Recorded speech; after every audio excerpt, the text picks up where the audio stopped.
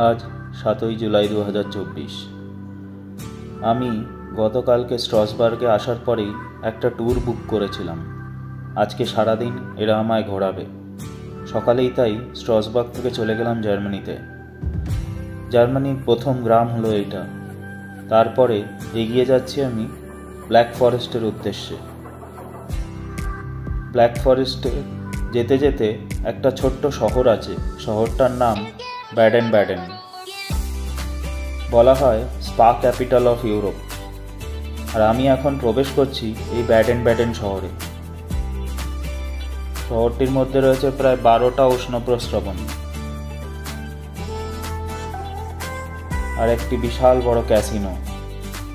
আমি এখন সেই ক্যাসিনোর বাইরেই দাঁড়িয়ে আছি।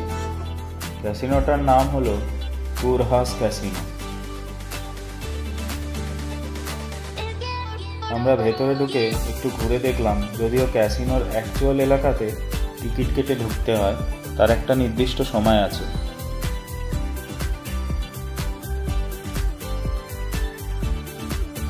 এখানে বহু চিত্র অঙ্কিত করা আছে প্রাচীনকাল থেকে এই শহরের ইতিহাস নিয়ে। বহু আগের থেকেই ইউরোপের সামার ক্যাপিটাল হয়ে পরিচিত ছিল এই ব্যাডেন ব্যাডেন। এই উষ্ণ প্রস্রবণগুলোতে চান করার জন্য এবং শরীর স্বাস্থ্য ভালো রাখার জন্য দেশ বিদেশ থেকে বহু লোক এসছে এই ব্যাডেন ব্যাডেনে। একটা ছোট্ট পার্ক রয়েছে, সেই পার্কেই এখন আমাদের হেঁটে ঘুরিয়ে দেখাচ্ছে আমাদের গাইড। জায়গাটা বেশ শান্ত, খুব কম লোকই থাকে ব্যাডেন ব্যাডেনে। আর এই শহরটা জার্মানি আর ফ্রান্সের প্রায় মাঝামাঝি অবস্থিত বলে ফ্রান্স এবং জার্মানি এই দুটো দেশেরই বহু লোক আসে এখানে স্পা নিতে। তবে জার্মানির রুল কিন্তু একটু স্ট্রিক্ট। এখানে স্পা নিতে গেলে সম্পূর্ণ নগ্ন হয়ে এই উষ্ণ প্রস্রবণগুলোতে যেতে হয়। আর আমাদের গাইড বলছিল পাশেই নাকি একখানা ফ্রান্সের লোকেদের জন্য স্পা করে রেখেছে এরা, যেখানে সম্পূর্ণ নগ্ন হতে হয় না, কিছু জামা কাপড় পরে যাওয়া যায়। যদিও আমি কোনোটাতেই গিয়ে যাইনি। এইটাই হলো সেই বিখ্যাত জার্মান স্পা। আসলে এখানে প্রায় 2 থেকে 2,500 বছর আগে এক উষ্ণ প্রস্রবণ আবিষ্কার করেছিল রোমানরা। সেটাই ধীরে ধীরে ধীরে ধীরে পপুলার হতে শুরু করে এবং সেই এলাকাটাতেই এক বিশাল বড় স্পা তৈরি হয়। খুব সাজানো গোছানো শহর এই জার্মানির ব্যাডেন ব্যাডেন।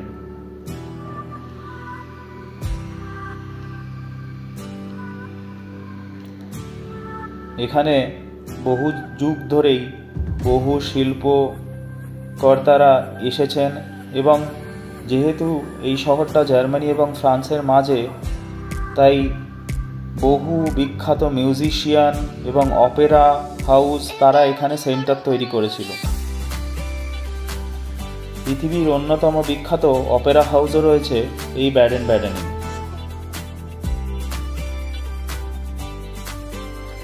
ব্ল্যাক ফরেস্টে গিয়ে জীবনে প্রথমবার আসল ব্ল্যাক ফরেস্ট কেক ট্রাই করলাম। ঘোড়ার গাড়ি দেখতে পাওয়া যাচ্ছে এখনো। দেখে মনে হচ্ছে যেন একটা ঐতিহাসিক শহরেই পড়ে রয়েছে। এখানে অনেক বিদেশি সেলিব্রিটিকেও দেখতে পাওয়া যায়। স্পেশালি হলিউড থেকে অনেকেই আসে এখানে স্পা করতে এবং তাদের লেজি সময় কাটানোর জন্য। এবার আমাদেরকে গাড়ি করে নিয়ে চলতে থাকলো ব্ল্যাক ফরেস্টের একেবারে অভ্যন্তরে। একটা ছোট্ট জলপ্রপাত রয়েছে, সেই জলপ্রপাতটাই আমাদের বলল ঘুরে দেখাবে। আজকে রবিবার, আর জার্মানরা নাকি বলে রবিবার হলো কফি অ্যান্ড কেক। তো অনেক ছোট ছোট দোকান আছে যেখানে কফি আর কেক পাওয়া যায়। যদিও কম্বিনেশনটা ভারতীয়দের জন্য অতটাও মনোরম না, তবে এখানে কিন্তু এটা বেশ পপুলার। আর এখানে কেকগুলোতে কিন্তু অধিকাংশ সময়ই মদ্যজাতীয় জিনিসপত্র ব্যবহার করা হয়। স্পেশালি রাম জাতীয় জিনিস বা ওয়াইন জাতীয় জিনিস ব্যবহার করা হয়। ছোট্ট একটা জলপ্রপাত ব্ল্যাক ফরেস্টের মাঝে। আসলে এটা একটা হাইকিং ডেস্টিনেশন, বহু লোকই হাইক করতে আসে এখানে। জার্মানিরা কিন্তু রবিবার দিন হাইক করতে খুব পছন্দ করে, কিন্তু ফ্রেঞ্চরা রবিবার দিন খুব বেশি বাইরে বেরোয় না, ঘরেতেই থাকে, কেনাকাটা করে নিয়ে আসে সকালবেলায় এবং ঘরেই ফ্যামিলির সঙ্গে সময় কাটায়। তো জার্মান আর ফ্রেঞ্চ কালচারের একটা বেশ ডিফারেন্স দেখতে পেলাম এখানে। আমাদের যে গাইড ছিল সে ফ্রেঞ্চ ছিল, কিন্তু সে স্ট্রসবার্গে বড় হয়েছে বলে সে জার্মানও বলতে পারে। সেই আমাদের বলছিল জার্মান আর ফ্রেঞ্চ কালচারের ডিফারেন্স, স্পেশালি এই রবিবার দিন। চলে এলাম মুবেলসে লেকে। ব্ল্যাক ফরেস্টের অন্যতম বিখ্যাত জায়গা হলো এই মুবেলসে লেক। একেবারে ব্ল্যাক ফরেস্টের অভ্যন্তরেই বলা যায় রয়েছে এই লেকটা। আমি বারবার ব্ল্যাক ফরেস্ট বলছি, আসলে কিন্তু দেখতে কালো নয়, কিন্তু এতটাই গভীর জঙ্গল যে বলা হয় যে সূর্যের আলো এই জঙ্গলের ভেতরে ঠিক করে পৌঁছাতে পারে না, তাই নাম রাখা হয়েছে ব্ল্যাক ফরেস্ট। বেশ ঘন জঙ্গল এইটা। আসলে রাইন নদীর তীরে অধিকাংশ এলাকাটা তৈরি হয়েছে এবং এই উপত্যকাই বলা হয় তৈরি হয়ে গেছে। আর ব্ল্যাক ফরেস্ট কিন্তু ছোট্ট এলাকা নয়। উত্তরে এই স্ট্রসবার্গের উত্তর থেকে দক্ষিণে ফ্রেইবার্গ অবধি প্রায় 150 থেকে 200 কিলোমিটার এলাকা রয়েছে ব্ল্যাক ফরেস্ট। অধিকাংশটাই জার্মানিতে, কিছুটা ফ্রান্স আর জার্মানির বর্ডারে। হাইক করার জন্য পৃথিবীর বিভিন্ন প্রান্ত থেকে লোক আসে এই ব্ল্যাক ফরেস্টে। তা আমিও ভাবলাম যখন এখানে প্রায় 1.5 থেকে 2 ঘন্টা দাঁড়াবে বলল, একটা ছোট্ট হাইক করেই আসি। এই লেকটার পাশ দিয়ে হাঁটতে হাঁটতে দেখতে পেলাম ওপরে একটা ছোট্ট পাহাড় আছে, ওই পাহাড়ে যাওয়া যেতে পারে। আর সেই পাহাড়েই আমি টুকটুক করে চলে গেলাম। তবে জঙ্গলগুলোতে এখানে মার্কিং করা থাকলেও সাপখোপের ভয় কিন্তু থেকেই যায়।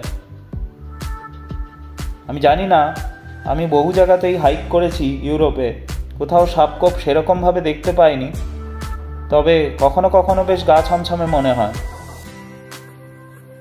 কোথাও কোথাও লোকজন থাকলে বেশ ভালো হয়, ভয়টা কম করে। ছোট্ট একটা ওয়াচ টাওয়ার মতো রয়েছে, কেউ ছিল না আশেপাশে। আমি জানি না এই ওয়াচ টাওয়ারে ওটা লিগ্যাল কিনা, তো আমি উঠে গেলাম, উঠে দেখলাম যে চারিপাশের ভিউটা কীরকম লাগছে। তারপরে ধীরে ধীরে আবার নিচে নেমে আসার পালা। মুবেলসে লেকটা ছবি তোলার জন্য কিন্তু অসাধারণ জায়গা। আমি শুনছিলাম শীতকালে নাকি আরও অসাধারণ লাগে, কারণ একটু আধটু তুষারপাত হলে, বরফ পড়লে এই জায়গাটা আরও সুন্দর লাগে।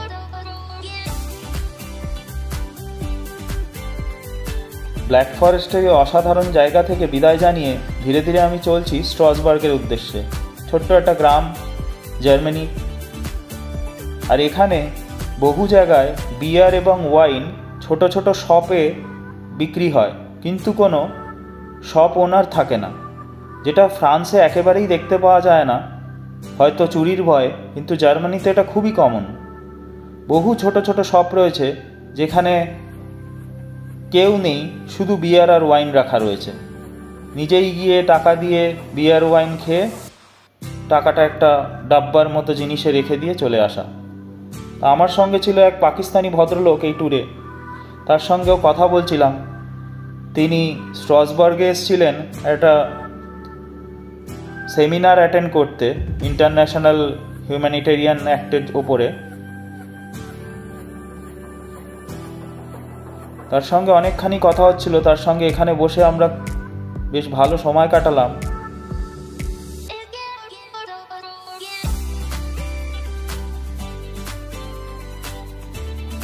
জায়গাটা ঘুরে দেখার জন্য অসাধারণ, তবে লোকজন কিন্তু একেবারেই নেই। ফিরে আসার সময় আমাদের যে গাইড ছিল পাউলিন, সে বলল যে যাওয়ার আগে একটা ছোট্ট গ্রাম দেখাবো, জার্মানির আইডিয়াল ভিলেজ কীরকম দেখতে হয়। তো সেই গ্রামটাই এখন সে ঘুরে দেখাচ্ছে আমাদেরকে। ছোট্ট গ্রাম, সামান্য কয়েকটা লোক থাকে, তবে বেশ সাজানো গোছানো। স্ট্রাসবার্গ বা এর আশেপাশের এলাকায়, ফ্রান্স হোক বা জার্মানি, সব কিছুই যেন খুব বেশি সাজানো গোছানো। আমি এসেছিলাম স্ট্রাসবার্গে শুধুমাত্র পৃথিবীর অন্যতম দ্রুততম ট্রেনের এক্সপেরিয়েন্স নেওয়ার জন্য, কিন্তু সেখানে এসে বেশ কয়েকটা নতুন জায়গা ঘুরে দেখলাম, সঙ্গে জার্মানিতেও প্রথমবার জীবনের মতো ঢুকলাম। এখন জার্মানিকে বিদায় জানিয়ে আবার আমরা গাড়ি করে এগিয়ে যাব ফ্রান্সের স্ট্রাসবার্গের উদ্দেশ্যে। স্ট্রাসবার্গে আজকে বিকেলটাই সামান্য কিছুক্ষণ সময় আছে, তারপরেই আমার ট্রেন। রাতে ফিরে যাব আবার প্যারিসে।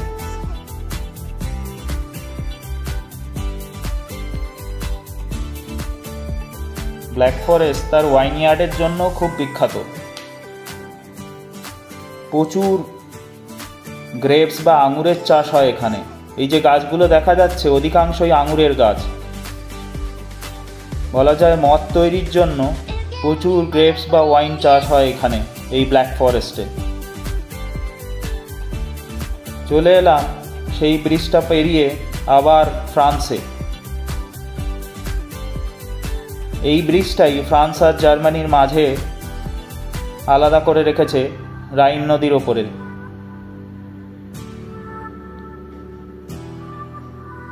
প্যারিসে যেরকম রয়েছে সিন নদী, সেই রকম জার্মানিতে রয়েছে রাইন নদী।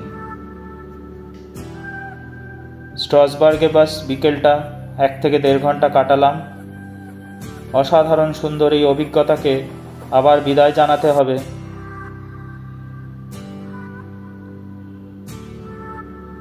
আবার দেখা হবে পৃথিবীর অন্য কোনো প্রান্ত থেকে।